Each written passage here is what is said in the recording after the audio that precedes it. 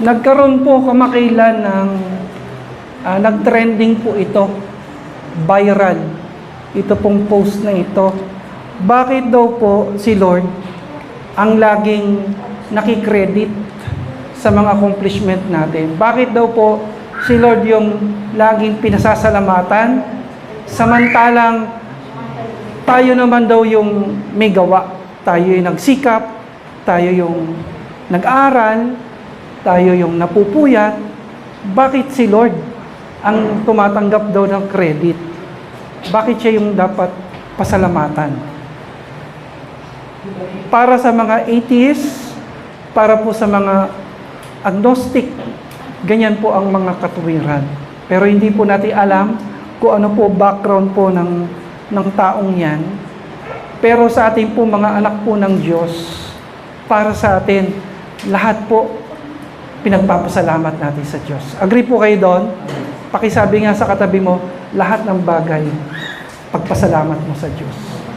So be thankful in everything that you have.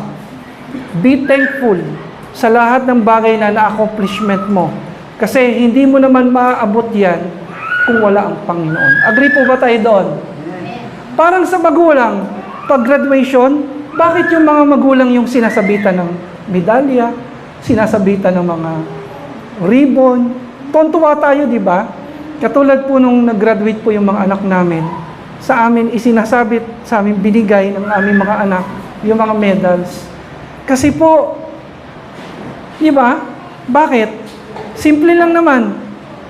Hindi pumapasok sa school yung magulang natin, hindi sila yung nag-i-exam, hindi sila yung napupuyat sa pagre-review. Pero alam natin na kaya tayo nandun sa school dahil sa mga sakripisyo din ng mga magulang natin. Tama? Ganun lang din po yun.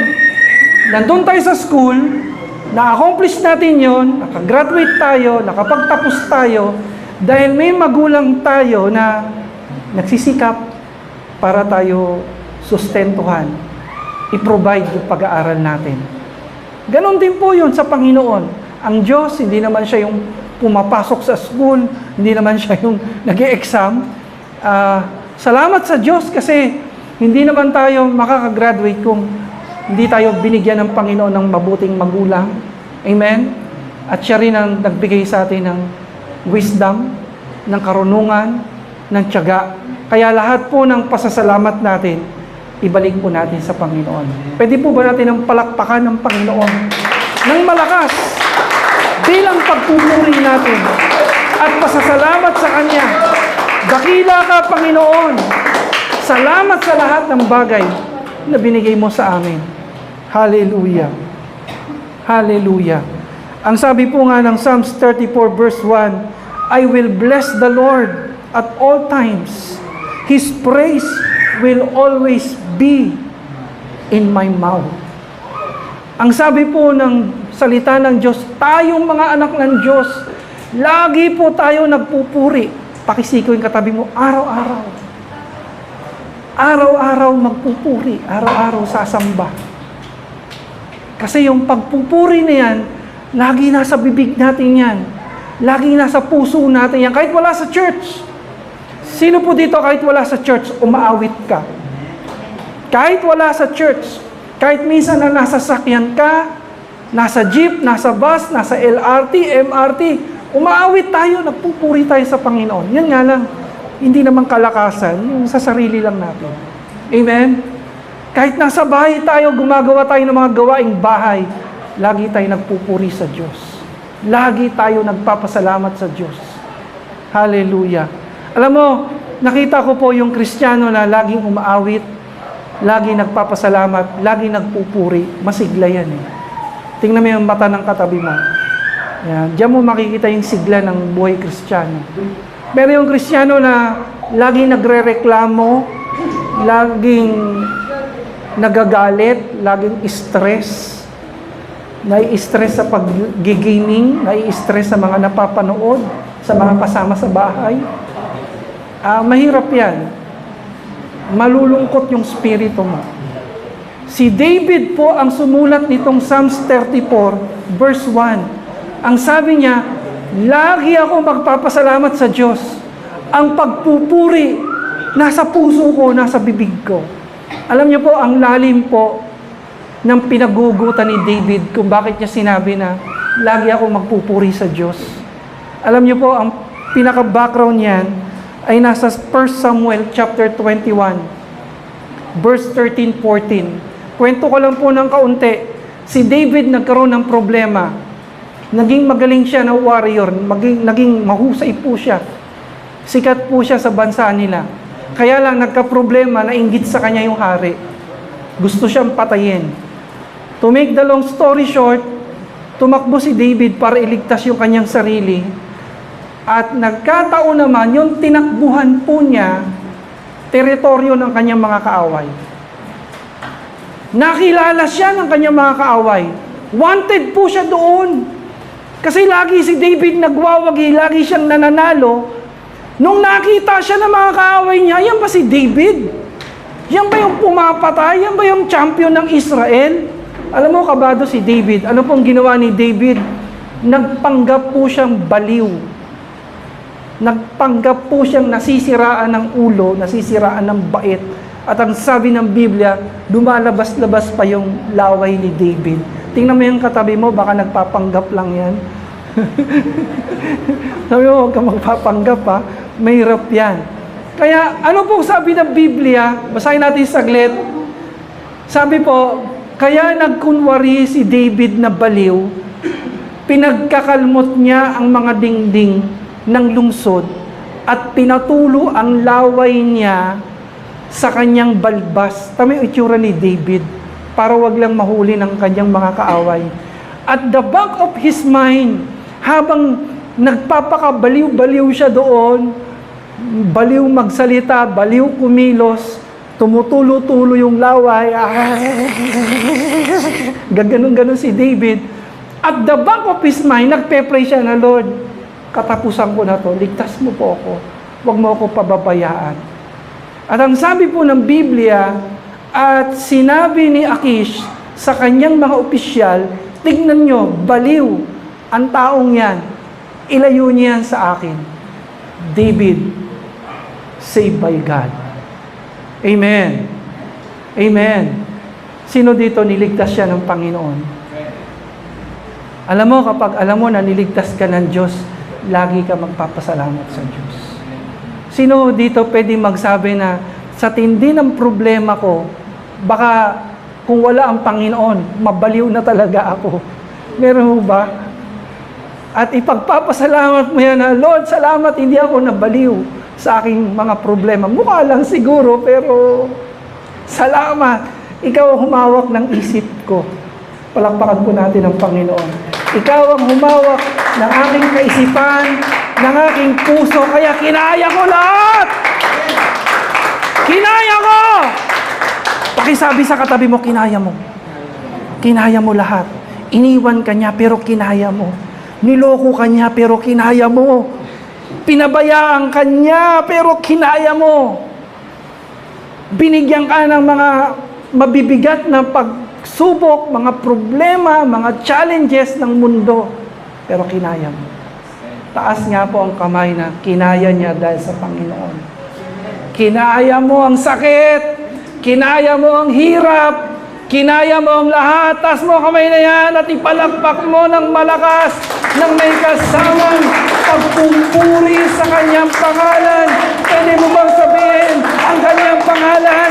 Ang pangalan na nagligtas sa'yo, ang pangalan na nagpalakas sa'yo, ang pangalan na nagpagaling sa'yo. Hallelujah, Jesus! Ligtas tayo ng Panginoon. God save us. Niligtas tayo ng Diyos. Kung wala ang Diyos, baka wala tayo dito. Kung wala ang Panginoon, hindi tayo nakakilala sa Panginoon, baka ang iba sa atin nasa bilangguan. Nung nagpipreach kami sa Manila City Jail, kasama ko si Pastor Noel, yung bishop namin, nakulong yon sa bilangguan. Nasa 12 po kami, 12 kami. Lahat po ng mga kasama ko galing bilanggo. Mga preso dati. From prisoners to preachers of God's Word. Sabi ni Pastor Noel sa Sputnik gang yata yun, o sa Bahala na gang, kasi pinapasok namin yun, nagba-Bible study kami. Tinuro niya kami, sabi niya, eto lahat ng kasama ko dito, mga dating bilanggo. Kasama ko sa tinuro. Sabi ko, Pastor, di po ako nabilanggo. Kung hindi ka nakakilala sa Panginoon, malamang sa malamang nabilanggo ka. Sabi ko, oo nga. Pwede po. Pero salamat sa Diyos. Kaya nung nakita ko yung gawain ng nagawain po si Pastor Noel, pati yung mga ngayon mga dating mga bilanggo, ngayon ay mga nangangaral na salita ng Diyos, nag-comment ako doon God bless mga kakosa ko kay Kristo Jesus. Totoo po. Totoo po yun. Kung wala ang Panginoon, sira ang pamilya ko. Sira ang buhay ko. Kung wala ang Panginoon, hindi natin kakayanin lahat ng problema na pinagdaanan natin. Kaya pag naaalala mo yung kaligtasan, yung habag sa iyo ng Diyos, na ikaw ay nakakilala sa Panginoon, yan ang magtulak sa iyo para magpuri sa Diyos. Amen. I will bless the Lord at all times. His praises is on my lips. Lagi ako magpupuri sa Diyos. Pakisabi nga sa katabi mo, lagi ka magpuri sa Panginoon. Kapag nasa bahay ka, sabi mo, magpuri ka. Naglalaba ka, nagpaplansya ka, sabihin mo, ano man ang ginagawa mo, umawit ka sa Diyos. Magpuri ka sa Diyos. Hindi yung lagi kang galit, hindi yung lagi kang naiinis, hindi yung lagi kang nagmamaktol, hindi yung lagi kang stress, lagi kang natatakot, lagi kang nagwo-worry. Kapatid, pag nagtaas ka ng papuri mo sa Panginoon, lalakas ka. Maniwala ka, lalakas ka. Sino dito gustong lumakas siya? Gusto mong lumakas ka? Gusto mong gumaling ka? Lagi kang magtaas ng pangalan ng Diyos. May power yon. Makikita mo sa Biblia. Every time na tinataas nila ang pangalan ng Diyos, every time they exalt the name of God in their lives through singing, through praise, through dancing, lumalakas sila. Ako po, pwede ko sabihin, every time na nagagalit ako, nagrereklamo ako, nai-stress ako, nangihina ako. Pero every time na umaawit ako sa Diyos, nagpupuri ako sa Panginoon, tinataas ko ang Panginoon sa aking buhay, lumalakas ako. Lumalakas ako. Kung agree po kayo dyan, pakisabi nga po, Amen. Palakpakan po natin ang Panginoon. Purihin ang Panginoon. Hallelujah, Jesus. Ang sabi po dyan, kung itataas mo ang pangalan ng Diyos sa buhay mo, lalakas ka at magwawagi. Magwawagi. Lagi mong gawin yan.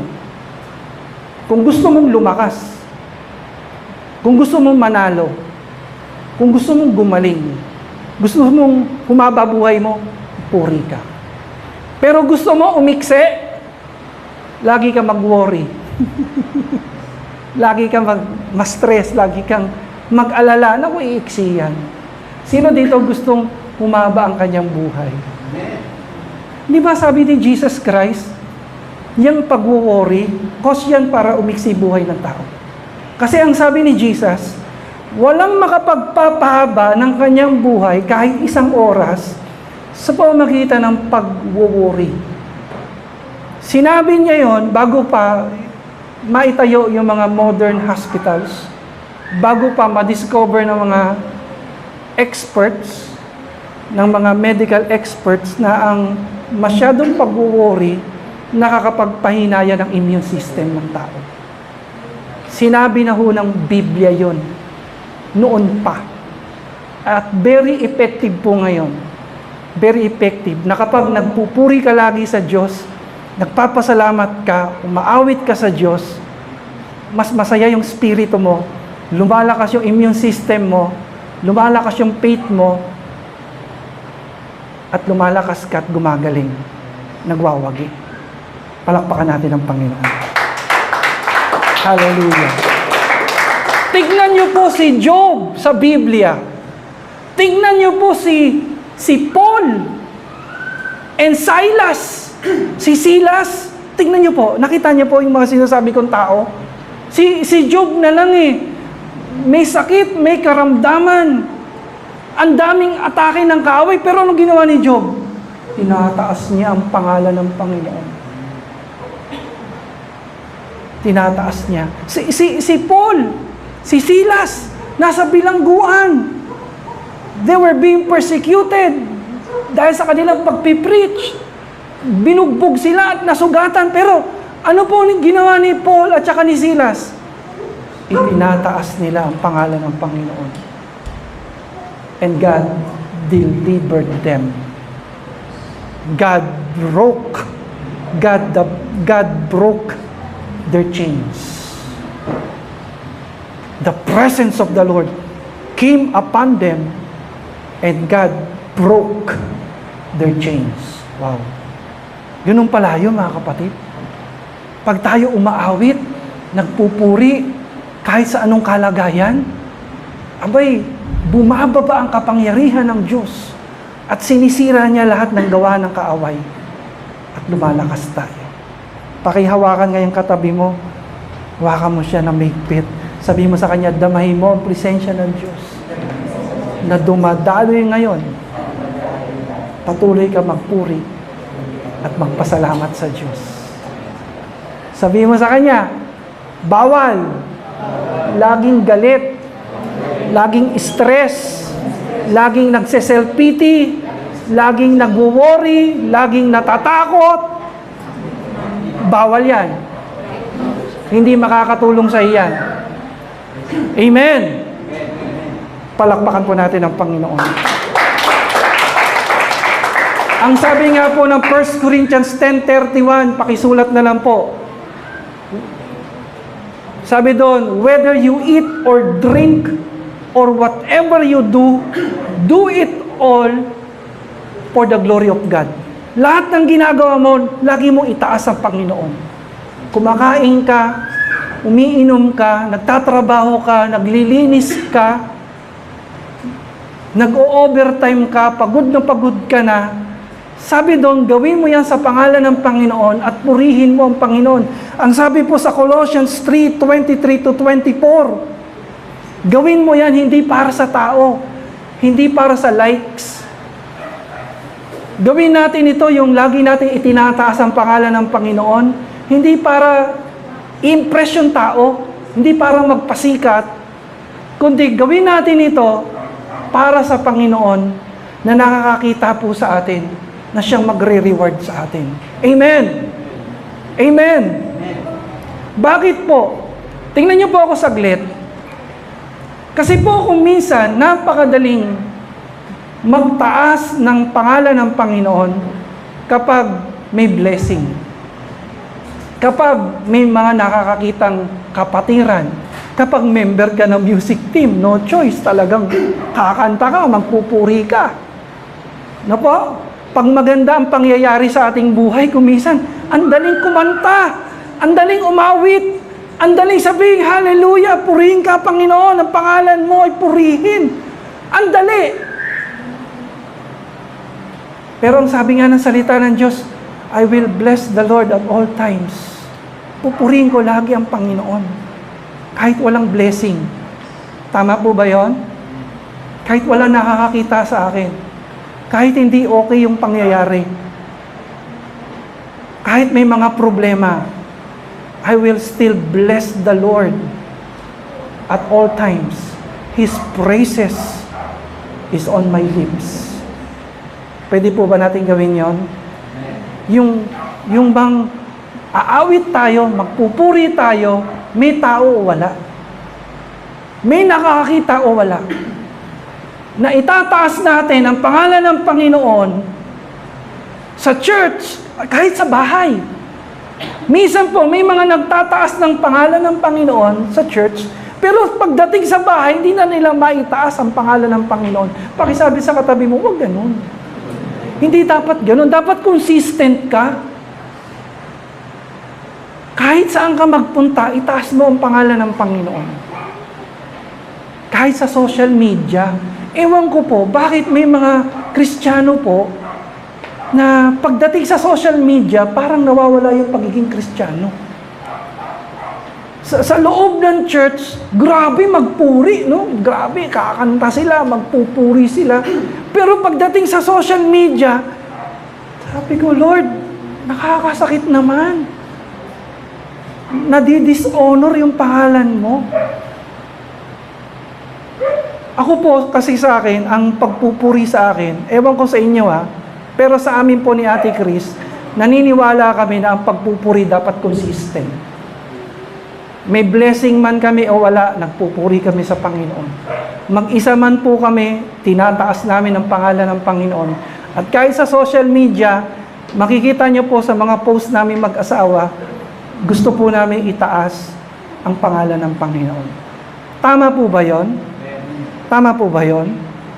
Di ba, parang ang pangit tignan kapag sa church nagpupuri ako, pagkasama ko kayo, nagpupuri ako, pero sa social media, nagwawala ako. Nagagalit ako. May kaaway ako. Parang hindi maganda yon. Kasi sabi ng salita ng Diyos, nagpupuri ka, nagpapasalamat ka sa lahat ng sitwasyon. Hindi para sa tao, hindi para sa crowd, kundi para sa Panginoon. Kung agree po tayo dito, palakpakan po natin ang Panginoon. Yung malakas na palakpak, hindi kasamang pagpupuri, pasasalamat. Pwede ba natin sabihin, Hallelujah! Praise the Lord! Pakisabi nga sa katabi mo, babantayan kita ngayon, ha? Ako ngayon ang accountability partner mo. Kasi hindi naman tayo perfect. Minsan nagkukulang tayo, nagkakamali. Pero sabi mo sa katabi mo, ako ngayon ang accountability partner mo at ikaw naman ang aking accountability partner. Pag nakakalimutan ko yung mga salita ng Diyos at nakikita mong nagpo-post ako dyan ng mga worldliness, mga salita na hindi para sa Panginoon, paalalahanan mo ko.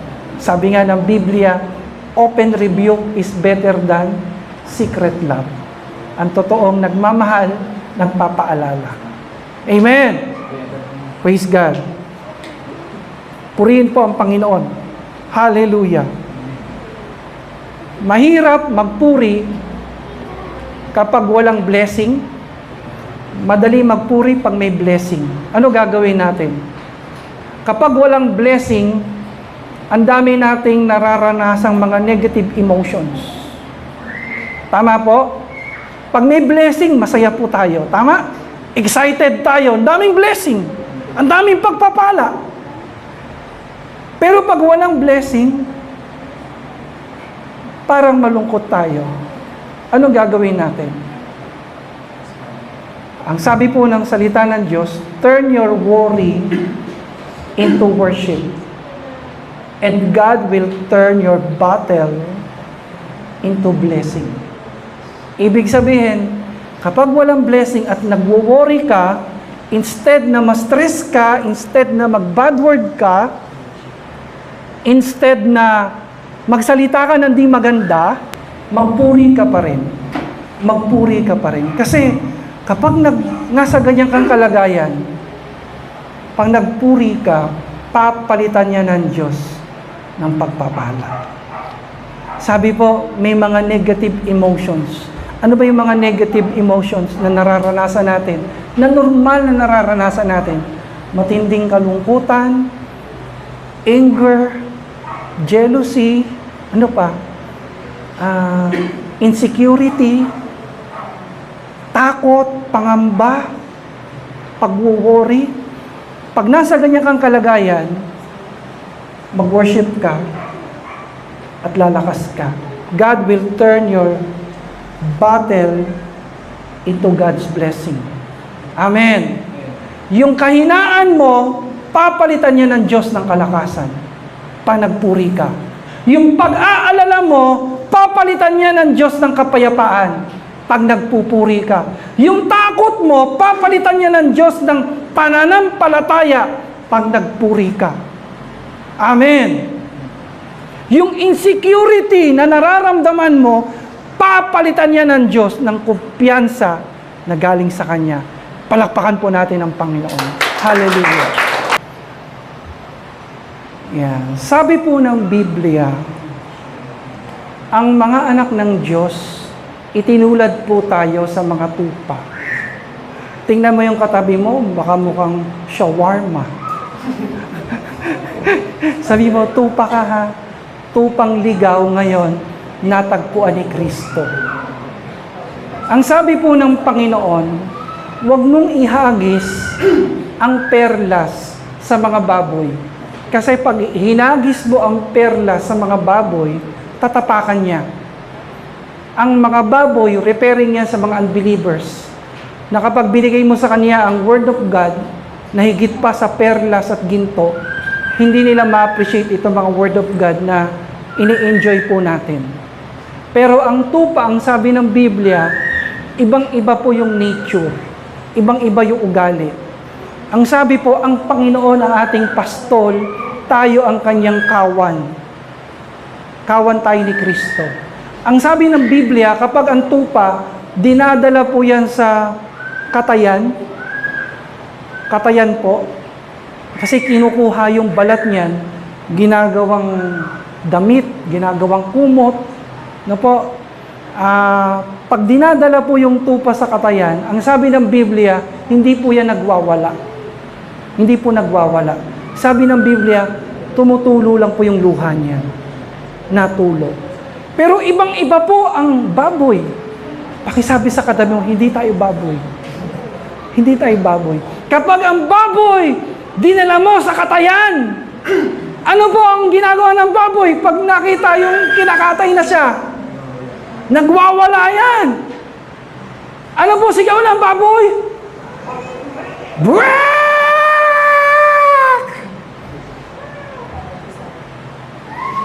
Kapag tayo po dumadaan sa hirap ng buhay, tandaan mo, tupa ka ni Kristo.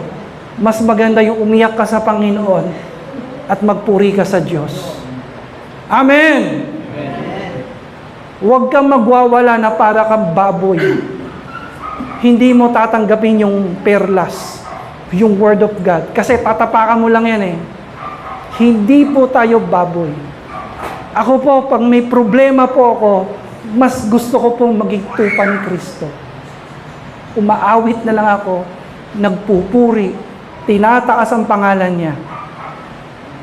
Pakisabi nga sa katabi mo, ano ka?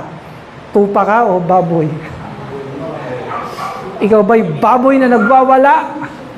O ikaw ay tupa ni Kristo na natagpuan? Sabihin mo sa Kanya, accountability partner mo ko, babantayan kita dahil mahal kita kay Kristo. Amen! Purihin po ang Panginoon. Sa video na ito na mapapanood natin, isang kabataan na ungrateful, parang baboy na hindi marunong magpasalamat. Wala siyang pagpapasalamat sa magulang niya. Pero dumating po yung time na na-convert siya na maging tupa ng Diyos. At nakita niya lahat ng hirap ng kanyang tatay. Panoorin po natin to. Napakaganda po ng message po ng video na ito.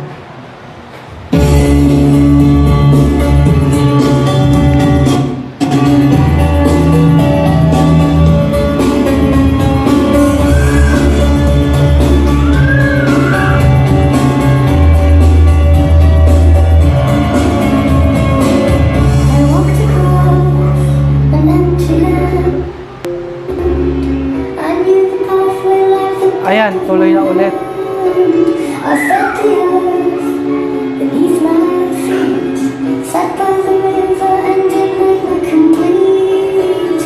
I'll set the flame. Ayan, binubuli siya. I'm getting old and I need something to rely on. So tell me when you're gonna let me in. Ayan, nagbubukyo yung tatay. I need somewhere to begin. I dream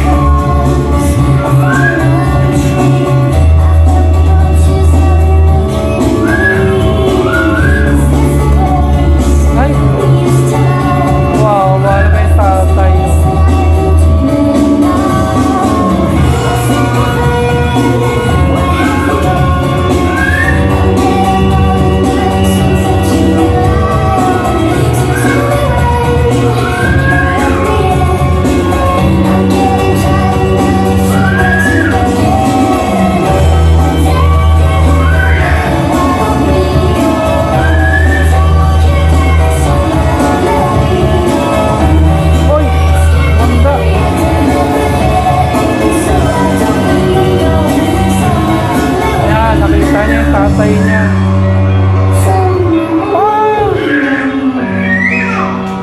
Sorry pa.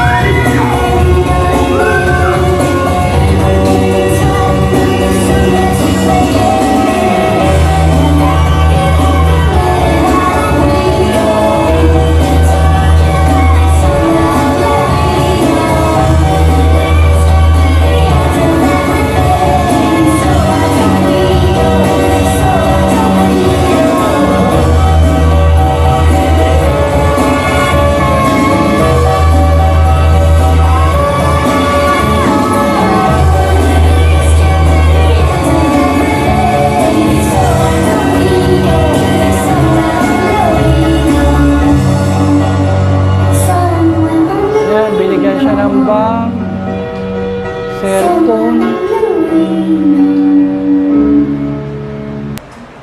Sabi nga po dyan, never forget the hands that raise you. Huwag mo daw kalimutan yung mga tao na nagpakain sa'yo. Huwag mo kalimutan yung mga tao na nangalaga sa'yo. Sino man daw po yung mga taong yan, be grateful. Be grateful. Huwag puro reklamo. Hindi nyo alam yung hirap ng ating mga magulang para lang mai-provide yung pangangailangan natin. Tapos maraming anak, minsan, hindi nila nakikita yun. Ang nakikita nila yung kakulangan. Ang nakikita nila yung meron sa mga kaibigan nila.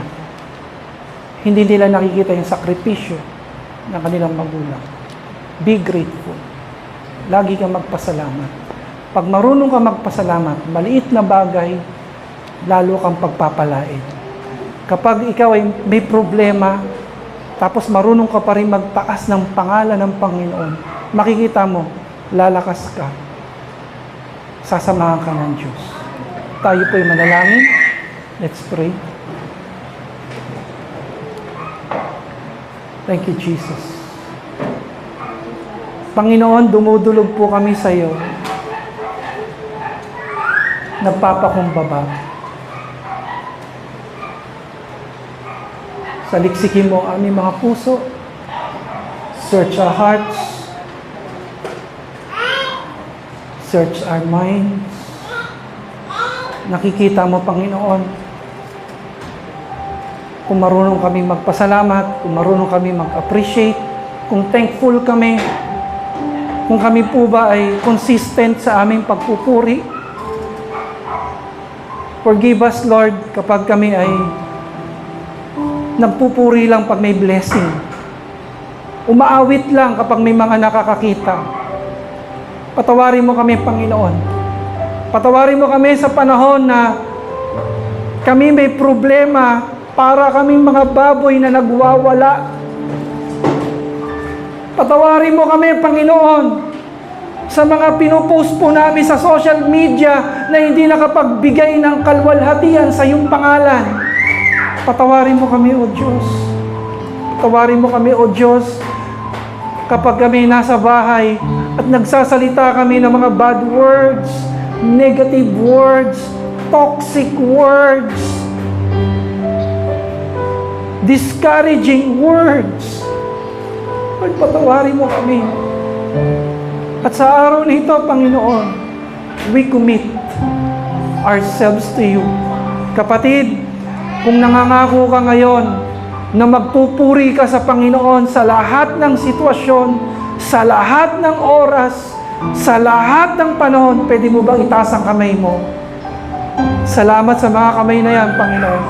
Ikaw, kapatid, na nakikinig ngayon sa amin, itaas mo ang kamay mo. Kung nangangako ka sa Panginoon na simula sa araw nito, pupurihin mo ang Panginoon. Pasasalamatan mo ang Panginoon. Itataas mo ang kanyang pangalan. sa lahat ng sitwasyon, sa panahon na nasa gawain ka, sa panahon na nag-iisa ka, sa panahon na sinusubok ka, sa panahon na malungkot ka, magpupuri ka sa Diyos. Sa panahon na nagwo-worry ka, magpupuri ka pa rin sa Panginoon. Sa panahon na nangihina ka, magpupuri ka pa rin sa Panginoon at itataas ang kanyang pangalan sa iyong awit, sa iyong mga salita, sa iyong mga sulat, sa iyong mga tula, sa iyong mga ipinupost sa social media. Nangangako kami sa iyo, Panginoon, na ikaw lang ang pupurihin namin. Ikaw ang bida. Ikaw ang maitataas. Itago mo kami sa likuran mo, Panginoon. Okay lang po sa amin na hindi kami makilala basta ikaw ang makilala. Okay lang sa amin na hindi kami bida basta ikaw ang bida. Okay lang sa amin na hindi kami maitaas basta ang pangalan mo ang maitaas lamang sa aming buhay. Nakikita mo mga kamay na yan na nagtataas ngayon, O Diyos. Nagtataas ang kanilang papuri. Alisin mo ngayon ang pag-worry, Lord. Heal them from worries in the name of Jesus. Alisin mo ngayon ang kalungkutan sa kanilang mga puso. Alisin mo ngayon ang panghihina. Habang itinataas nila ang iyong pangalan, Panginoon, ibuhos mo ngayon ang kapayapaan na galing sa iyo. Ibuhos mo ngayon, Panginoon, ang iyong presensya na nagbibigay ng kagalakan, kalakasan, kagalingan. Kapatid, puri mo ngayon ang Panginoon. Lift up His name. Exalt His holy name. I will bless the Lord at all times. His praises is on my lips. It will always be on my lips. I will worship you, Lord, for who you are, for everything that you have done. Say thank you, Jesus, for the strength. Thank you for the strength, Lord. Thank you for healing my spirit, healing my soul, healing my body. Thank you, Lord, for your blessing right now. Thank you for the victory. Thank you for the infilling power of your Holy Spirit. Thank you, Jesus. Amen. And amen.